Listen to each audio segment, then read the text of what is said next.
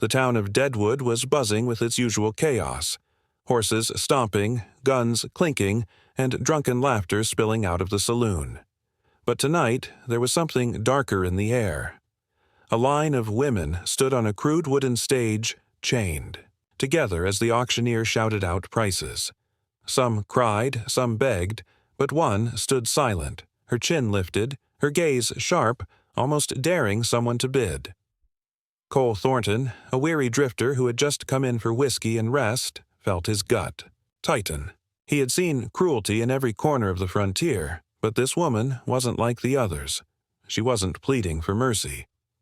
Her silence burned like a brand. Against all logic, Cole found his hand reaching into his pocket, tossing his last, gold coins onto the table. The crowd jeered. Poor fool, buying trouble. But the hammer fell. The woman belonged to him now.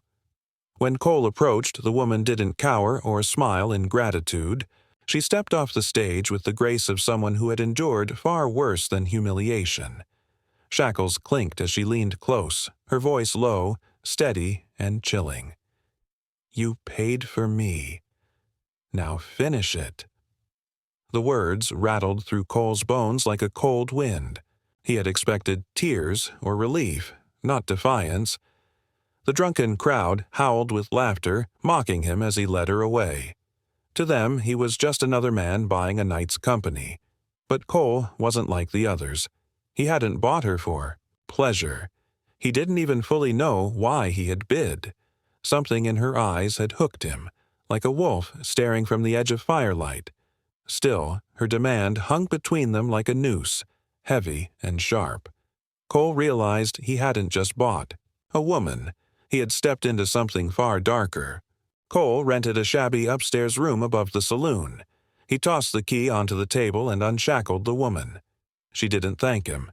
Instead, she stood tall, arms crossed, staring him down.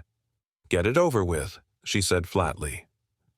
Cole's jaw tightened. He wasn't that kind of man. He poured whiskey into a tin cup and slid it toward her. Drink, he muttered. She ignored it, her eyes narrowing with suspicion. Hours dragged by in silence until finally she lay on the cot, back turned. Cole sat near the window, watching the shadows of the street below, the weight of her words pressing on him. He realized she had been conditioned to expect nothing but use and betrayal. Forcing himself not to ask questions yet, he decided one thing. He wasn't going to break her further. Whatever her story was, he'd let her speak when she was ready. For now, he'd keep watch. The next morning, when light spilled through the broken shutters, Cole saw her sitting quietly at the edge of the bed. Her shirt slipped slightly, revealing deep scars etched across her back and shoulders, burn marks, whiplashes, old wounds that told of years of torment. Cole froze. She caught his stare, her expression unreadable. Go on, she said bitterly. Look at the merchandise you bought. But Cole's chest tightened. He wasn't disgusted with her. He was furious at whoever had done this. He stepped forward, voice low. Who did this to you? She didn't answer, only pulled her shirt back up and looked away. For the first time, Cole felt something break inside him. He had lived his life drifting from town to town, keeping his heart locked up. But seeing her scars, he realized this wasn't about pity. It was about rage, justice, and a strange sense of responsibility he couldn't explain. Her name was Alara, and she finally spoke that night. In fragments, between long silences, she revealed pieces of her truth. She hadn't been born into chains. She was the daughter of a respected rancher who had owned thousands of acres of land near Deadwood. But after her father's suspicious death, powerful men conspired against her family.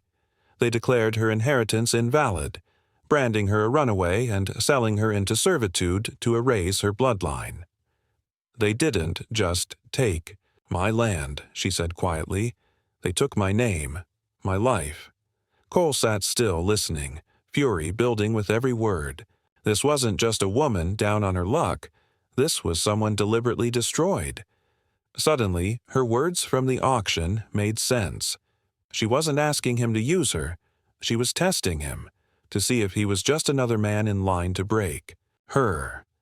Cole swore under his breath. He had paid money, yes, but what he bought was a fight.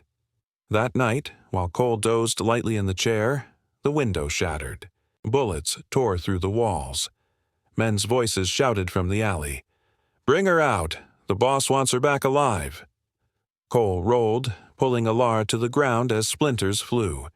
He drew his revolver, firing into the night. The attackers retreated, but the message was clear. They weren't going to stop. Alara's face was pale, but her voice was steady. "They'll hunt me until I'm back in chains or dead," Cole cursed under his breath. He had no horse, no plan, and now no choice. They grabbed what little they had and slipped out the back door before more men came. As they rode into the night on a stolen bay horse, Cole finally understood the weight of what he'd done. He hadn't rescued a woman. He had stolen a secret the powerful wanted buried. As days passed on the trail, Alara told him more. Her father had been murdered in cold blood, and the ranch stolen by men who wanted to control Deadwood's cattle routes. She had been branded as property, hidden away to silence her claim. "If I die, they win forever," she said bitterly. Cole realized she wasn't just running for her life. She was the last heir to a legacy worth killing for. The pieces clicked into place. The scars, the chains, the hunters. It was all a scheme to erase her bloodline. Cole had never cared much about justice, but something about Alara's resilience, her refusal to break even after all she endured, stirred something long buried in him. He wasn't just a drifter anymore. He had a stake in this fight, whether he wanted it or not. And for the first time in years, he felt alive with purpose. The choice of a drifter Cole had lived his life drifting, avoiding routes, avoiding battles that weren't his. But now, every mile they rode, he felt himself being pulled into Alara's war. He tried convincing himself to leave her at the next safe town, but deep down he knew he wouldn't. One night by the campfire, she looked at him, eyes burning. "You can leave. I won't blame you. But if you stay, you'll die for me." Her words were sharp, but there was no fear in them. Cole met her stare. "If I leave, I'll die anyway." Just slower. It was the first time she allowed a faint smile. Cole knew then.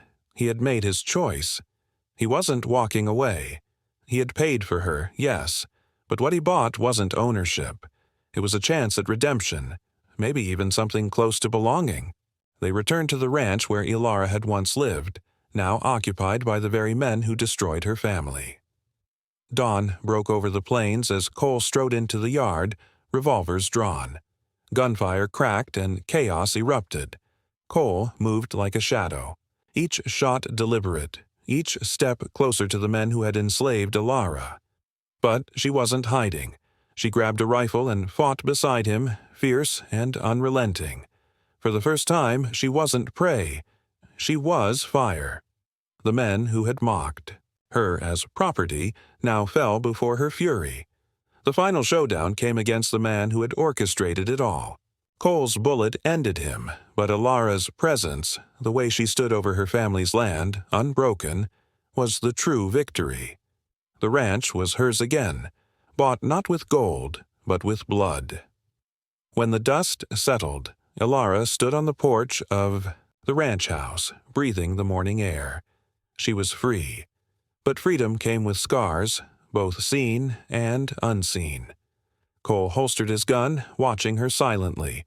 For the first time in years, he felt something other than emptiness. He had drifted into Deadwood with no purpose, but in Alara he had found one. She turned to him, her eyes softer than he had ever seen. "You could go," she said quietly, "but I'd rather you stayed."